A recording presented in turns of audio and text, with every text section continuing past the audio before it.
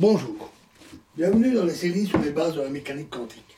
Nous allons parler des défauts du modèle de Bohr. Ils sont même très nombreux. La théorie évolua d'ailleurs tellement vite à cette époque que le modèle de Bohr fut pratiquement mort avant même d'arriver à maturité. Et l'histoire est très embrouillée à l'époque, tellement les choses se bousculaient et allaient vite. Mais on conserve quand même ce modèle, au moins pour sa simplicité et son caractère pédagogique et intuitif. C'est toujours plus simple de progresser pas à pas dans la compréhension. On peut classer ces défauts en trois parties. Alors, première partie, les défauts théoriques. Alors, premièrement, la théorie ne s'applique que si l'on a un seul électron. Elle est incapable de prendre en compte les interactions entre deux électrons. Elle traite donc des atomes appelés hydrogénoïdes, qui sont des atomes dont on a arraché tous les électrons sauf un, comme l'atome d'hydrogène, où là il a naturellement un électron. On découvrit rapidement que lorsqu'on a plusieurs électrons, ceux-ci se disposent sur les orbites selon certaines règles. 2 sur la première orbite, 6 sur la suivante, etc. Ce qui conduit d'ailleurs à la classification de tous les atomes.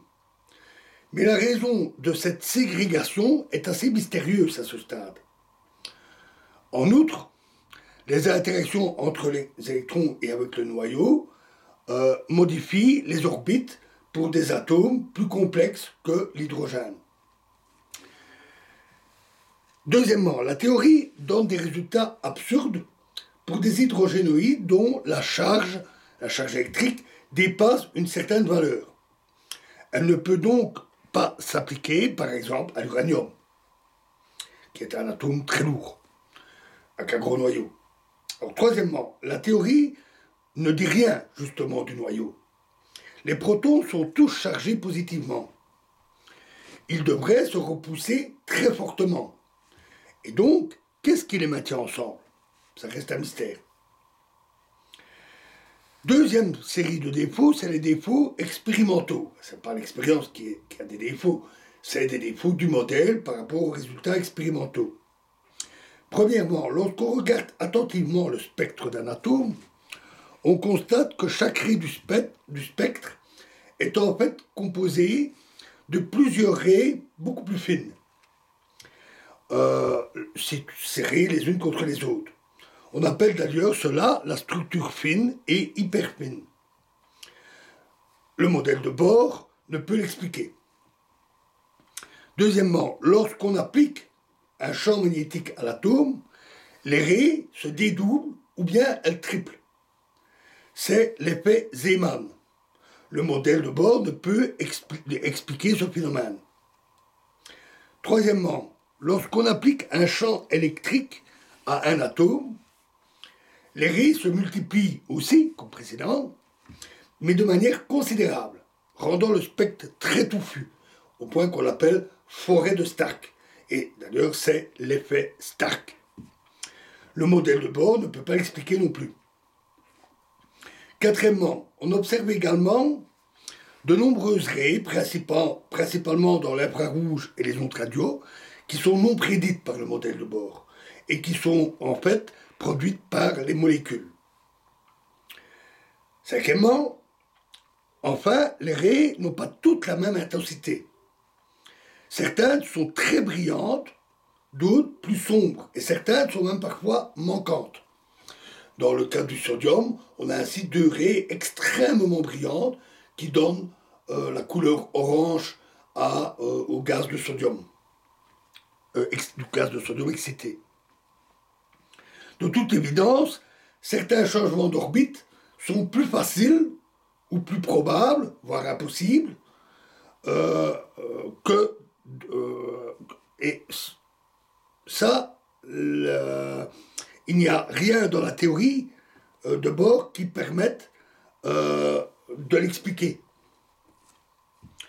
Alors, la troisième partie, ce sont les défauts conceptuels, la conception même du modèle. Premièrement, les lois ont un caractère très artificiel. On on pose, on donne un certain nombre de règles sans explication. La loi sur la stabilité en particulier est assez barbare. On ne sait pas pourquoi c'est stable. On dit, eh bien c'est tout, c'est comme ça, c'est stable. Point final. Ben non. Ça ne peut pas vraiment être un point final. On peut difficilement admettre qu'il s'agisse d'un point final sans explication. Quand, comment et pourquoi passe-t-on de ces électrons quantiques qui ne rayonnent pas quand ils tournent à des électrons qui obéissent à l'électromagnétisme classique et qui rayonnent comme ceux utilisés dans une antenne?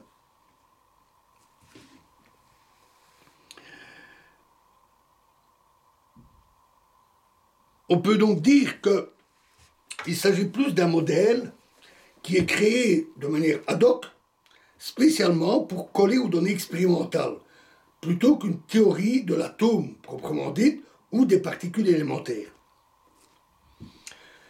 Deuxièmement, le modèle est semi-classique. Ainsi, les électrons sont quantifiés autour de l'atome et les lois de l'électromagnétisme ne s'appliquent pas. Mais pour calculer l'énergie d'un électron, on utilise ces mêmes lois. L'attraction électrostatique entre l'électron et le noyau. Pourquoi dans un cas et pas dans l'autre? À partir de quand les lois classiques deviennent-elles applicables? Choisir d'appliquer la physique classique ou pas, un petit peu au bonheur de la chance, quand ça nous chante, est un procédé plutôt bancal et qui rend difficile toute prédiction nouvelle.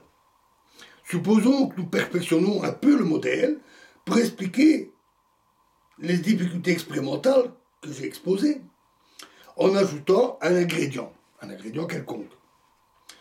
Doit-on appliquer les lois de l'électromagnétisme à cet ingrédient ou pas?